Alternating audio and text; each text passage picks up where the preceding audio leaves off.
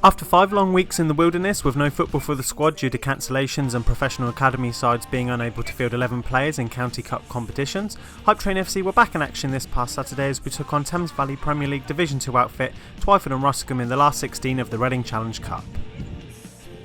For the short trip for most of the side, we lined up with a 4-1-4-1 formation on the day. Jack Roche in his new bright green goalkeeper jersey started in goal, whilst Rod Stevens and Jamie Carter provided defensive cover on the flanks, with captain Alex O'Keefe joined by Robert Austin in central defence. Tommy Payne was joined by Callum Fox-Spence and Clayton Holloway in central midfield, with Sam Padden and Noah Hodge providing width and support for Leon Mannion in attack. Callum Parr-Jones and Martin King started on the bench alongside competitive debutants Sam Arnott and Warren Brown.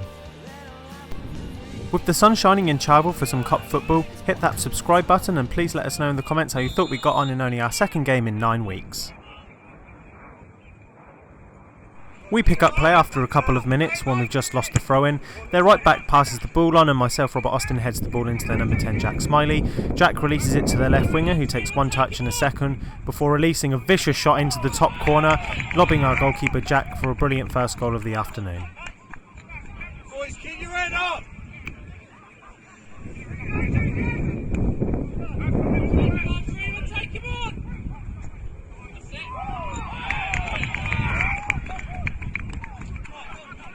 As we start to get into the game in the second half, we pick up a loose ball in midfield with Tommy Payne, who releases Rod Stevens, whose first time ball over the top is met by Leon Mannion.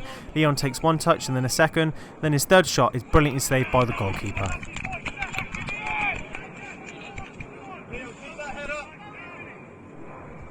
The next big chance of the afternoon comes from a goal kick with their keeper launching a big punt down the pitch. It eventually falls to their number 8 who launches a ball over the top. The number 10 runs onto the ball and doesn't think twice and hits the ball first time with Jack making a good save before Rod eventually heads back to our goalkeeper.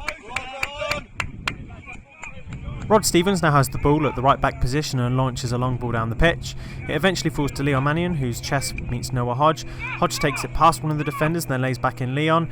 Leon then takes one touch and then a second to evade defenders, but his shot unfortunately goes just wide of the post. Twyford now have the ball in attack and play the ball down the left-hand channel. Their left winger gets onto the ball and is able to get his cross in. His eventual cross is met by their forward, whose shot meets a defender, and the rebound falls to their number 8, with Jack making an incredible save at his right-hand post. Hey, that's nice football, well done lads! In a back and forth first half, Twyford now have a throw-in on their right-hand side, with their defender trying to check across, but Leon's onto it like a flash, winning the ball back, and then eventually playing in Clayton Holloway.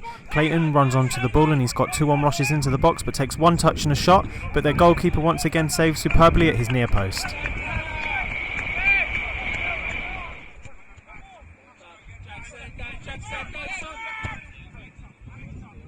After going behind early within the first few minutes of the game, we slowly found our place in the match and had our chances to go and level at the half. The break-in play was needed as we looked to get back into the contest in the second half of the game.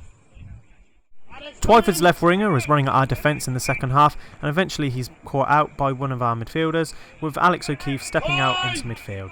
Alex takes a couple of touches before looking up and eventually finds Callum Parr-Jones. Callum turns onto his right hand side and plays in Leon Mannion.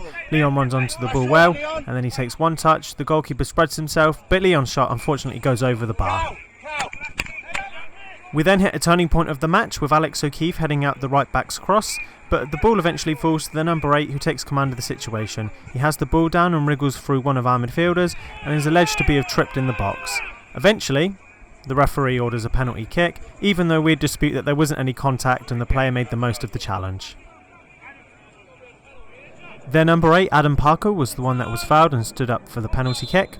He then stepped up and then calmly placed the ball to Jack Roche's left for the second goal of the afternoon. A change of shape and multiple substitutions couldn't help us from eventually conceding our third goal of the afternoon. When their left winger and their midfielders play a nice ball in, the number 8 picks up the ball and delightfully picks out the bottom left corner to extend their lead with a third goal.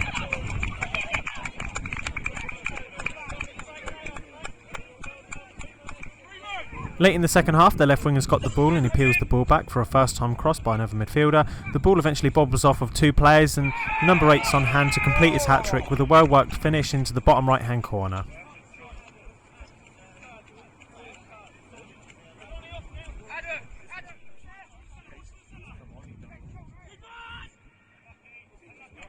With the game well over as a contest in the second half, we bow out of the Reading Challenge Cup to a very good Twyford side that were well worth their win on the day. We wish them nothing but luck for the rest of the competition.